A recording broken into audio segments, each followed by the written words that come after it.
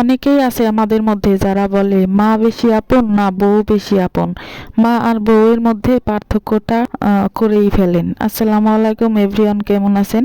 অনেকদিন পর আজকে একটা লং ভিডিও নিয়ে আসলাম। তো লং ভিডিওতে বেশি ভিউ হয় নাই, কারণ আমার যেহেতু ছোট্ট একটা পেজ, ছোট্ট একটা পরিবার, প্রায় 11,000। তো আপনাদের যদি আমার ভিডিওটা ভালো লাগে, যারা নন ফলোয়ার আছেন আমার ভিডিওগুলো দেখেন, প্লিজ আপনারা একটু ফলো দিয়ে যাবেন, সাথে একটা কমেন্ট বা লাভ রিক দিয়ে যাবেন।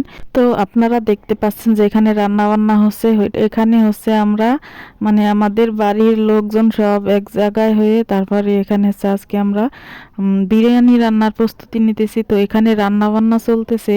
আমরা কিন্তু মাঝে মধ্যেই পরিবারে মানে ভিন্ন ভিন্ন হয়ে গেছি যেহেতু, তারপরেও কিন্তু পরিবারের সবাই মাঝে মধ্যে এক হাঁড়িতে রান্না করি, এক জায়গায় একসঙ্গে বসে খাওয়ার জন্য। এতে পরিবারের বন্ধনটা দৃঢ় হয়। এখানে মাংস টাংস সবকিছু রেডি করা হয়েছে, রান্না এখনই দেওয়া হবে মাংসটা আর কি ওই কড়াইতে। তো এখানে দেখতে পাচ্ছেন এখানে আমার জায়েরা রান্না বান্না করতেছে আর আমি ভিডিও করতেছি, কারণ আমি তো কন্টেন্ট ক্রিয়েটার, যেখানে যাই আমাকে ক্যামেরা ওপেন করে ভিডিও করতেই হবে। তো ভিডিওর প্রথমে একটা কথা বলেছিলাম যে মা আর বউকে যারা আলাদা চোখে দেখে কিংবা পার্থক্য করে ফেলে তাদেরকে বলতেছি, মায়ের পায়ের নিচে সন্তানের বেহেশত, এবং আল্লাহ এটাই বলেছে যে মায়ের পায়ের নিচে সন্তানের বেহেশত। প্রত্যেকটা সন্তানকেই তার মায়ের সেবা যত্ন করতে হবে, আর প্রত্যেকটা সন্তানই তার মায়ের পায়ের নিচেই বেহেশত, এটাই বলেছে। কেউ কিন্তু বলে না যে স্বামীর পায়ের নিচে স্ত্রীর বেহেশত।